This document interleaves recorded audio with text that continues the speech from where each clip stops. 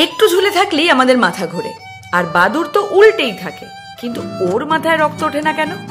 ও কি রামদেব বাবার শিষ্য? বাদুরের পক্ষে এটা সম্ভব হয় তার কারণ বাদুরদের শরীরে থাকে স্পেশাল ওয়ান ওয়ে ভালভস, যা রক্তকে ঠিক জায়গায় রাখে। উল্টে গেলেও কোনো টেনশন নেই। তাছাড়া বাদুরের শরীর ছোট, রক্তের পরিমাণও কম, আর ব্লাড প্রেশারও কম। ওদের এরকম উল্টে ঝুলে থাকার আরেকটা দারুণ অ্যাডভান্টেজ আছে। ওরা হঠাৎ করে পা ছেড়ে দিয়ে নিচে পড়ে গিয়ে অনেকটা গতি পায়, যেটা ওড়ার জন্য দরকার। কারণ পাখিদের হাড় ফাঁপা হলেও বাদুরের হাড় কিন্তু সলিড, যেহেতু ওরা স্তন্যপায়ী প্রাণী। তাই ওড়ার জন্য বেশি গতি দরকার হয়, এবং সেটা নিচে পড়ে গিয়েই পাওয়া যায়। আরও একটা জিনিস, ওদের ঝুলে থাকার জন্য বেশি এনার্জিও লাগে না।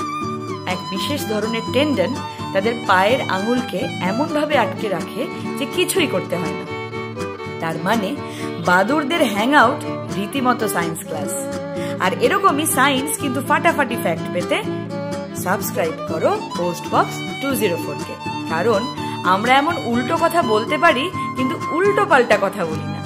তার সাথে একটা লাইক কমেন্ট করে দিও, না হলে বাদুর রাগ করে তোমার ছাদে ঝুলে থাকবে কিন্তু।